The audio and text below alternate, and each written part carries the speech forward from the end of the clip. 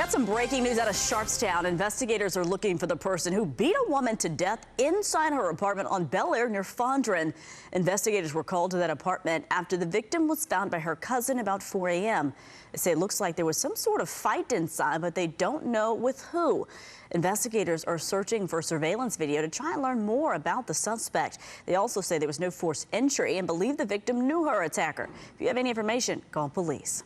A bizarre rescue after the suspected crook got stuck in a pipe on the roof. ABC13's Micah Hatfield joins us live with more from witnesses who discovered the man in this tight situation. Micah.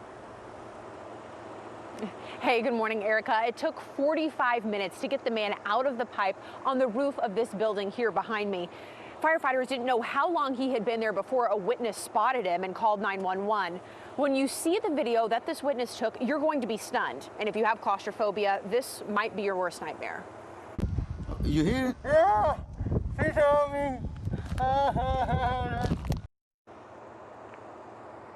This was just the man walking in the area who heard his screams and went up on the roof of this building to find out what was going on. And it was quite the operation to get the man who was stuck out. Firefighters had to bring in their rescue truck. Officials said, called this an attempted burglary. It's not clear which business he was trying to get into. This is on Evergreen, right off of Hillcroft. But obviously, this man didn't make it very far. He was finally freed from the pipe and taken down on a stretcher and loaded into an ambulance. Take a listen to what the man who found him had to say. I was walking my dogs in the back and I was hear the noise, you know, like the people screaming, you know, help, help. So I was around and I don't see nobody. So I was listening the noise, you know, where they coming from. When I jumped upstairs and then I found the guy stuck in the air duct. And he was really wedged in there. We're told by officials that the man is in stable condition. And again, he was taken to the hospital. In Southwest Houston, Micah Hatfield, ABC 13 Eyewitness News. Also new this morning, a man was stabbed twice in the back while he was using the restroom. It happened about 1 this morning on Claypool near the Beltway. Deputies say the victim was relieving himself along a fence when the suspect stabbed him, claiming he felt disrespected. The suspect took off but was eventually found and taken into custody. The victim was taken to the hospital and is expected to survive. Well, for churches around the world, Easter Sunday is going to look a little different. So we here at ABC 13 have joined up with Lakewood Church today to bring you their Easter Sunday service. ABC 13 will air the star-studded broadcast just for our viewers. In addition to music and messages of support and love from Joel and Victoria Osteen, the service will also include a remote performance from Mariah Carey in her New York apartment and a special message from Tyler Perry. It'll all be capped off by a prayer over the city of Houston and our first responders. It's the first time in my lifetime that I have not been able to go to church on Easter, but I think you have to make the most of it. Easter's about renewal and resurrection and new beginnings, so that's what we talk about, just trying to inspire people and encourage them to keep moving forward. You can watch that special again right here this morning on ABC 13. It starts at 11 and goes until noon. You can also watch it on our website, app, and Fire TV and Android TV apps. Again, that service will be on ABC 13 starting at 11, and then that'll be followed by Carrie Shook's service at noon. And this afternoon, things will round off with The Awakening, which is an Easter special. That's at 12:30. More creative ways to celebrate Easter is happening at Abundant Life Christian Church in Lamarck. Worshipers are welcome, but outside of the church. The pastor asked everyone to pull into the church parking lot and worship from their vehicles. This is how the church held Palm Sunday service last week. The church is also live streaming services online and broadcasting on the church-owned radio station. Drive-up service is also happening at Lutheran Cross of Christ Church in Waller County. They're holding their drive-in church service at 10 a.m. Anyone is welcome to sit in their car and listen over the radio. Now to the COVID-19 pandemic. As many worshipers gather around computers and television screens for service, several are being held in person in defiance of state orders. The United States now has the most deaths from COVID-19, but even with the staggering numbers, there are some signs of hope. ABC's Karina Mitchell has more. The United States reaching a grim milestone this weekend. More than 20,000 Americans are known to have died from COVID-19. And on this Easter Sunday, new fears of further spread as some still plan to gather to celebrate, including Pastor Jesse Horton in Jackson, Mississippi. We will more than likely have more than 10. We will be sitting spaced as they wish.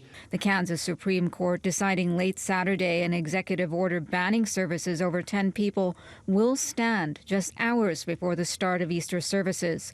In Kentucky, Governor Andy Beshear says anyone gathering this weekend, including those at in-person church services, will be required to quarantine for 14 days. And in New York State, the hardest hit area in the U.S., the virus has killed more than 8,600 residents. But officials say there are encouraging signs. The number of hospitalizations appears to have hit an apex, and the apex appears to be a plateau, which is what many of the models predicted, that it wasn't going to be a straight up and straight down. It was going to be a straight up. You hit the top number, and then you plateau for a period of time, and that looks like what we are doing. In Michigan, Governor Gretchen Whitmer extending a stay-at-home travel orders banning travel between two residences, with only a few exceptions. In Texas, Governor Greg Abbott also increasing travel restrictions to his state, including quarantines. And on to the economy, nearly 17 million filing for unemployment over the past 3 weeks. However, ABC News has learned the first stimulus check started going out this weekend. In cities across the country, lines of cars stretching for blocks outside local food banks. For Alice Sanford, a banquet server who's out of work, the $1,200 will be just a drop in the bucket. Karina Mitchell, ABC News, New York. Business owners all over the country are feeling the economic impact of the COVID-19 pandemic. This morning, 2 local business owners are reeling after being targeted by thieves. The suspects stole thousands of dollars the owners can't afford to lose right now. Aljara, who owns the Marquise Bar in Westview, says he's been closed for the past 3 weeks. He says fortunately his community has been trying to help by buying shirts and gift cards. Yesterday, surveillance video shows burglars breaking in and stealing thousands in the morning hours. Shantelle Hamilton's family's business, MIKKIS SOULFOOD, also got robbed. MIKKIS, rather, saying suspects stole about $8,000 worth of stuff. Not only are you hurting the business, a small business, you're also hurting the people that's getting up to come to work every day. I hope it helps you. If you need it more than we do, then I hope it gets you where you need to go. If you have any information about these suspects in any of these cases, you're asked to call police. And you may be stuck at home this Easter, but you and your little ones can still go on an Easter egg hunt. One of our amazing ABC 13 animators created this fun virtual Easter egg hunt. You count the number of hidden eggs in each photo. Then you find out how many there are at the end. You can find this right now on ABC13.com. All right, cool.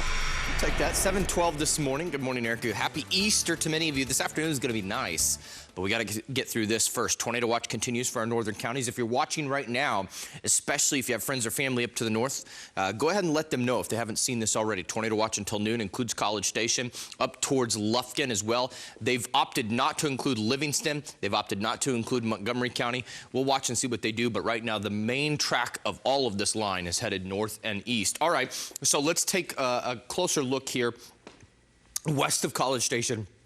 A lot of lightning continues. And again, this is a storm. A couple of these have had confirmed reports of tornadoes west of I-35. Right now, they're not showing that intensity. And we're looking to see if it develops further down the line. If it does, that'll be concerning because this area right here is extremely ripe for severe weather, but it's capped. So if we don't get further development down there, the Houston bubble may hold yet again, which we're fine with. Tons of lightning up there as well, up towards Williamson County, Milam County, Rockdale. Again, watching to see if this line develops further down. We'll keep a close eye on that. As of right now, it hasn't really done so down towards Luling. Also, a few showers trying to get going near Columbus. Anything that goes up in the Houston area might try to get through the cap, but if the cap holds, we're just talking stray showers. By the afternoon, we're going to be really nice, too. Severe weather outbreak likely to our east. Luckily, we're not in that, but if you're traveling or have family or friends off to the east, big heads up for them. Louisiana, Mississippi, Alabama, tornado outbreak possible. High-risk future track keeps tons of storm energy underneath us in the dark red underneath the radar. And again, stray showers pop up in Houston, but I don't know if we get through the cap. And then by noon, it's gone. And it's nice, it's dry, it's cool, it's sunny, and that continues for the next 4 days then. So get ready for a really nice forecast. 87, then look, 67. Tonight, 49 will be chilly. 68 Tuesday, 67 Wednesday, cooler, nice north wind, and dry and sunny all through the week. I hope you enjoy that. Again, this afternoon should be nice after the storms clear out. We'll keep you posted all morning on Eyewitness News and on all social and digital platforms should we need to break in.